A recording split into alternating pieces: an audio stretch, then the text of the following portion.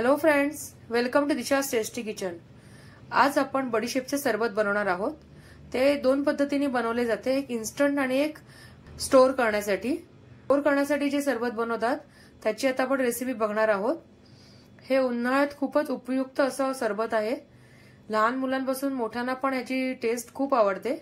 तुम्ही एकदा नक्की ट्राय करून बघा। आता आपण रेसिपीला सुरुवात करूया। तर इथे मी कच्ची बडीशेप घेतलेली आहे। कच्ची बडीशेप पण दोन पद्धतीची असते, जाडी आणि बारीक। तर बारीक वाली घ्यायची, ती थोडी जास्त गोड आणि त्यात रस थोडा जास्त असतो।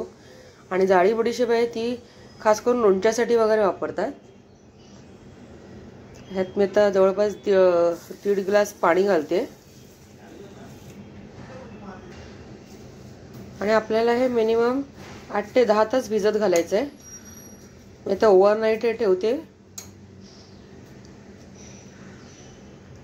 ह्यावर मी आता झाकण ठेवून हे भिजत ठेवते।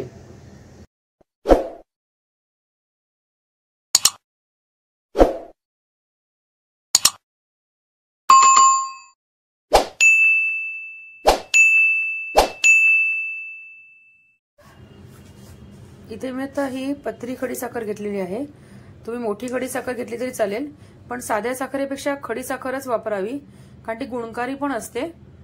आपण जितकी बडीशेप घेतलेली त्याच्या डबल आपल्याला साखर घ्यायची आहे। तर आता हे मी मिक्सर मधनं वाटून घेते। खडी साखर इथे मी बारीक वाटून घेतलेली आहे, ती मी एका कढईत आता घालून घेते। खडी साखर वाटून घ्यायचं मुख्य कारण म्हणजे ती लवकर आपल्या विरघळवण्यासाठी आपण ती वाटून घेतोय।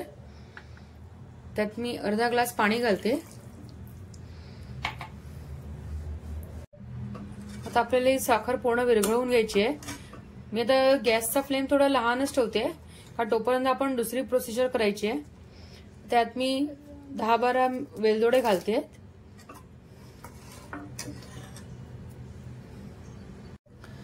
आपण जी बडीशेप भिजत घातली होती त्याचा रंगही बदललेला आहे आणि ती एकदम फुगलेली पण आहे बघा। पूर्ण तिने पाणी सोक करून घेतलेलं आहे।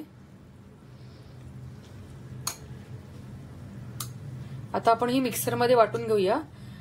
बडीशेप वाटताना आपण जास्त पाणी घालायचं नाहीये, नाहीतर मग ती एकदम बारीक होणार नाही। तर मिक्सर मधनही बारीक वाटून घेते मी। मिक्सर मधनही फिरवून घेतलेलं आहे। आता आपण हे एका पातेल्यात गाळून घेऊया।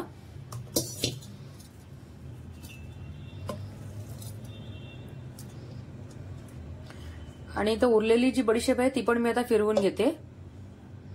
तर उरलेली बडीशेप पण मी वाटून घेतली आहे, ती मी चाळणीत काढते आता। आणि आता आपण हे पूर्ण दाबून दाबून याचं पाणी काढायचं आहे। मगाशी आपण बडीशेप भिजवली होती ते पाणीही आपण ह्याच्यात वापरलेलं आहे, कारण त्यात सगळा त्याचा अर्क उतरलेला आहे। आणि ही पूर्ण आता कोरडी झाली, त्यातलं पूर्ण पाणी आपण दाबून काढल्यावरती परत आपण ही एकदा मिक्सर मधनं थोडीशी वाटून घ्यायची, एक वाटीभर पाणी घालून, म्हणजे उरलेला पण जो रस असेल तो पण पूर्ण निघेल।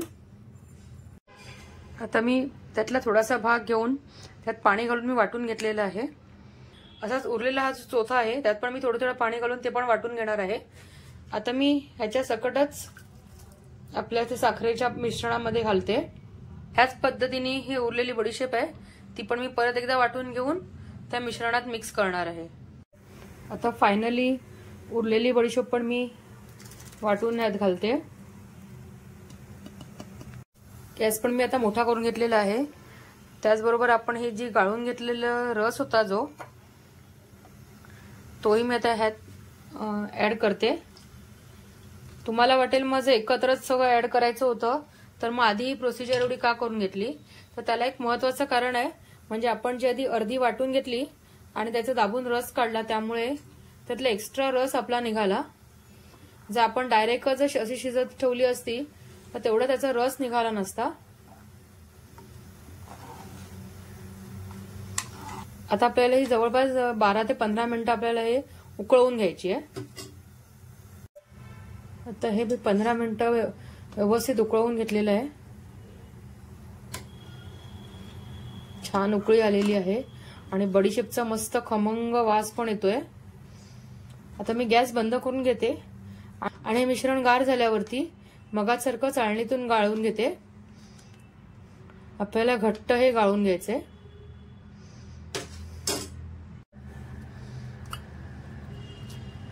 आपण इथे कुठेही फूड कलर वापरलेला नाहीये. तुम्हाला हवं असेल तुम्ही हिरवा रंग थोडासा वापरू शकतात, ऑप्शनल आहे ते. आपण जे विकत सरबत घेतो त्यात ते थोडासा हिरवा कलर वापरतात, फूड कलर, पण मी शक्यतो नाही घालत. हे बघा, असं व्यवस्थित दाबून दाबून आपल्याला याचा पूर्ण रस काढून घ्यायचा आहे. हे बघा,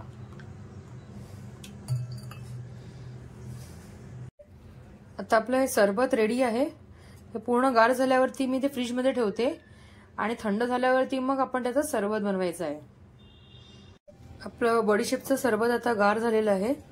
बरणीत भरून घेते आणि फ्रीज मध्ये ठेवते. हे फ्रीज मध्ये चांगलं 15 दिवसापर्यंत व्यवस्थित टिकतं. तर आता आपण हे सरबत बनवूया. त्यासाठी मी एक ग्लास घेते, त्यात बर्फाचे काही खडे टाकते.